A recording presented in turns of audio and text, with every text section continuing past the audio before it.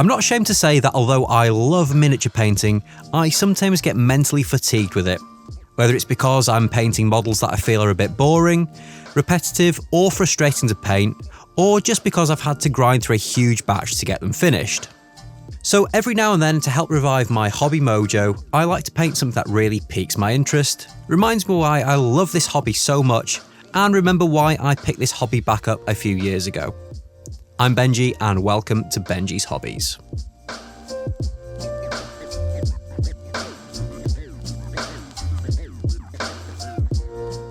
I think it's so easy to put pressure on ourselves to get miniatures painted. Whether that's to finish a piece for a competition, completing a commission, getting that army tournament ready, or just meeting self-imposed deadlines. I know I'm personally guilty of putting this sort of pressure on myself, and for me it can almost steal the joy that I get from painting minis. I came back into the hobby in 2016 with the sole intention of painting a few minis that I'd collected when I was younger as a way to relax, unwind and forget about the stresses of real life.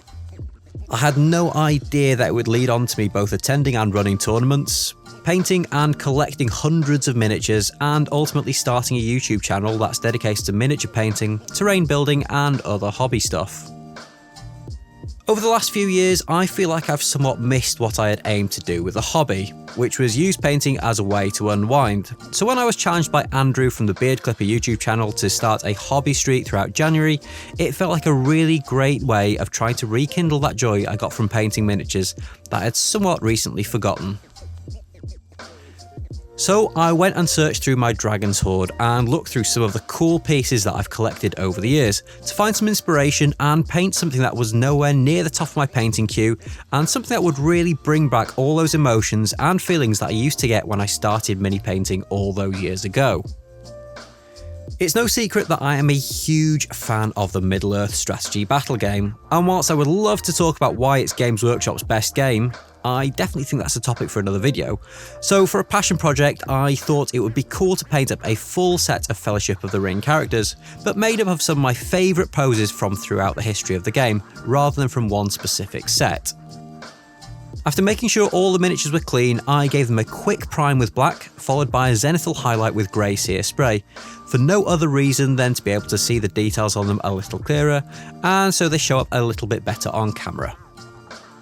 Some of these miniatures I chose simply for rule of cool, some of them because they're more rarely seen, and some because to me they remind me of formative time in my early years in the hobby.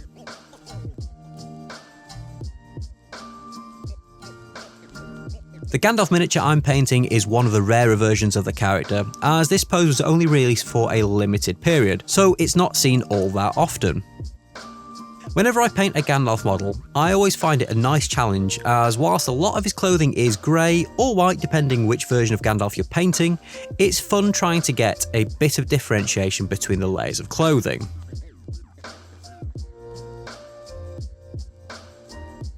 Much like Gandalf, this version of Aragorn is dressed in a lot of green, so I was keen to try and make sure there was some clear differentiation between Aragorn's jacket and the elven cloak he's wearing. This miniature was part of the old original Metal 3 Hunter set, and this pose strikes me as one of the most Ranger-like poses of Aragorn, and is not only perfect for playing as part of the Fellowship, but he also fits in really nicely with the Rangers of the North. He'll make a great addition when I use my Rangers army in the future.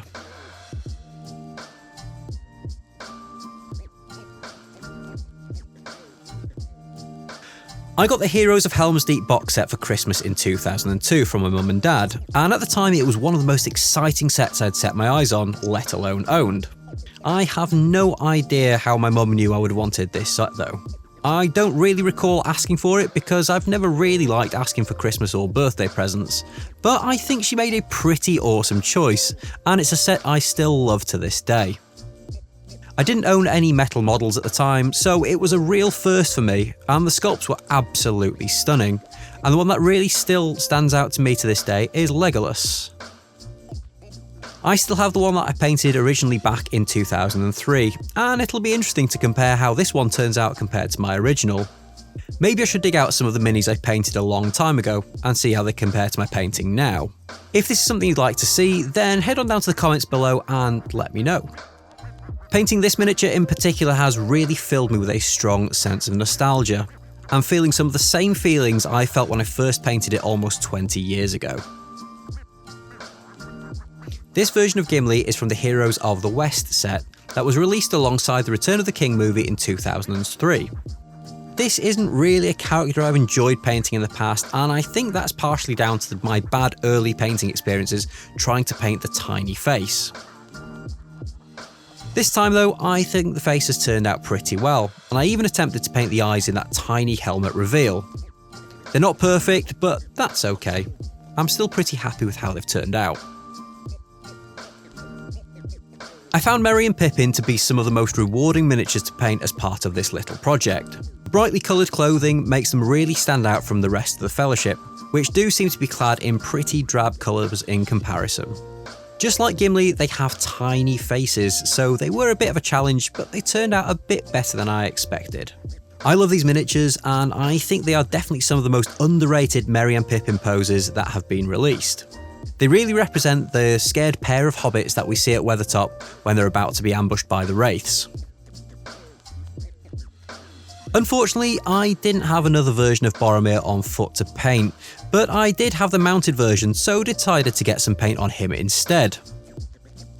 I usually really dislike painting horses. I personally find it a little difficult to highlight the larger, flat areas on them, but taking my time with him has paid off, and I really like the way he's turned out.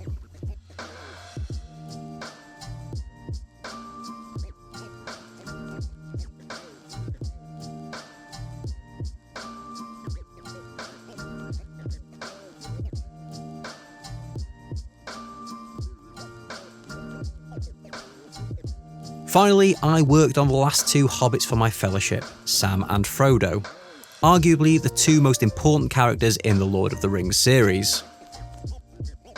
The Sam model is from the Attack on Weathertop set, and I love how determined he looks in his pose to protect Frodo from the ring wraiths.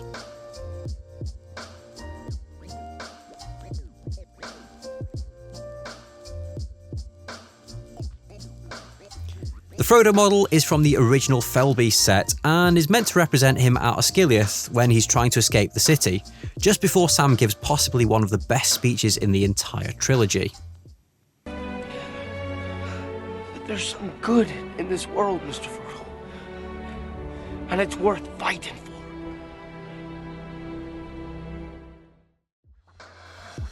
Once they're all painted, I need to get them based in a cohesive way, and I wanted to give them a very generic, simple base so they'll blend into any board that I decide to use them on. I painted the base and rim in Steel Legion drab before applying a couple of dry brushes and a wash to the textured areas. Once this was dry, I had a few tufts, a bit of static grass, and a couple of bits of clump foliage just to finish them off. Whilst my aim was to work on these at least once a day throughout January, at no point did I want to feel like I was forcing myself to paint, or push myself to paint something that I didn't feel like painting. Each day when I came to work on my hobby streak, I just picked up whichever model took my fancy that day, and started painting wherever I had left off. Taking the pressure off to get this little project completed was really refreshing, and felt like a real contrast compared to how I felt when working on some other projects that I've had to finish for a deadline. With no time limit, it was just nice to enjoy painting for what it is, and enjoy the experience of painting some cool models that mean something to me. If you're in a bit of a painting slump, then why not find your own passion project to try and inject some love back into your hobby? I've really enjoyed painting this Fellowship, and I'm feeling a nice sense of accomplishment now that they're done. I've definitely neglected Middle Earth on this channel for way too long, so if you'd like to see more Lord of the Rings and The Hobbit, then let me know down in the comments below. If you've enjoyed this video, then go and click that like and subscribe button, and whilst you're down there, check out the description for links to my Patreon and Element Games affiliate account, which both really help the channel out. Thanks for watching guys, and I will see you in the next video.